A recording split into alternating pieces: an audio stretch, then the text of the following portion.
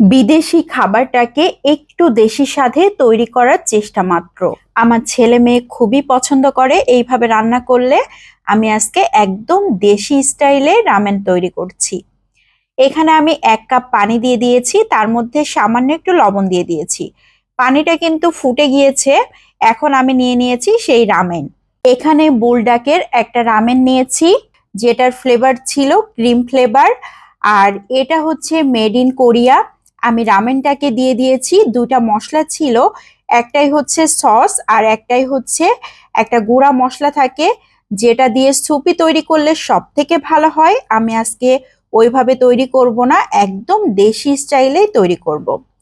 তো সিদ্ধ হয়ে গিয়েছে, এখন একটা সাইডে রেখে দিয়েছি।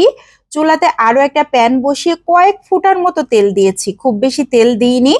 সামান্য একটু রসুন কুচি দিয়ে দিয়েছি। এখন দিয়ে দিচ্ছি পেঁয়াজ কুচি 2 টেবিল চামচের মতো। 3-4টার মতো কাঁচামরিচ ফালি করে দিয়েছি।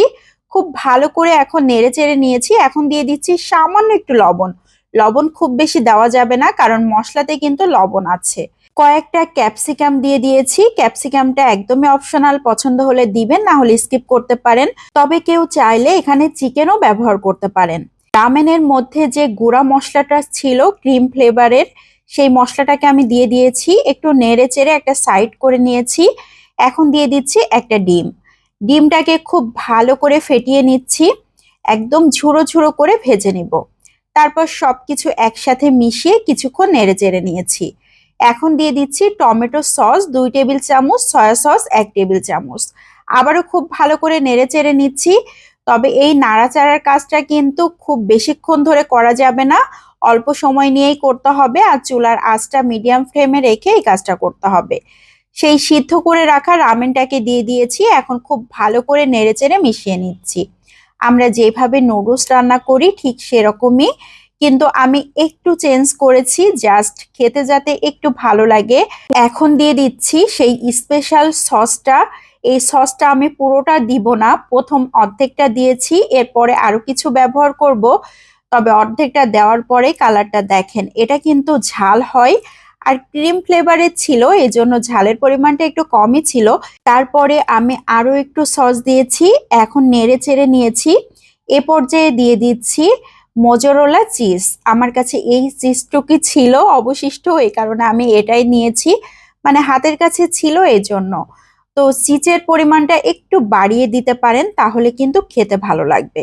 ঢাকনা দিয়ে ঢেকে রাখলাম 2-3 মিনিট। খুব সুন্দরভাবে চিজটা একদম গলে গিয়েছে।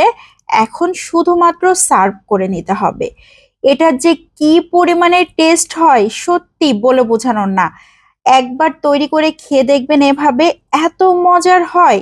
আমরা অনেক সময় সুপি তৈরি করি কিংবা সিদ্ধ করে সস আর মশলা দিয়ে খেয়ে ফেলি, তার থেকে এভাবে একবার হলেও তৈরি করে খেয়ে দেখতে পারেন, অসাধারণ টেস্টি। আমি রাখার সাথে সাথেই তো আমার মেয়ে খাওয়া শুরু করে দিয়েছে, এত মজার হয়েছিল। আজকের এই দেশি স্টাইলের রামেন তৈরিটা কেমন লাগলো সবাই লাইক ও কমেন্টের মাধ্যমে অবশ্যই জানাবেন।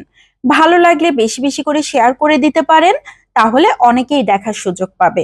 আজকের মতো বিদায় নিচ্ছি। আসসালামু আলাইকুম।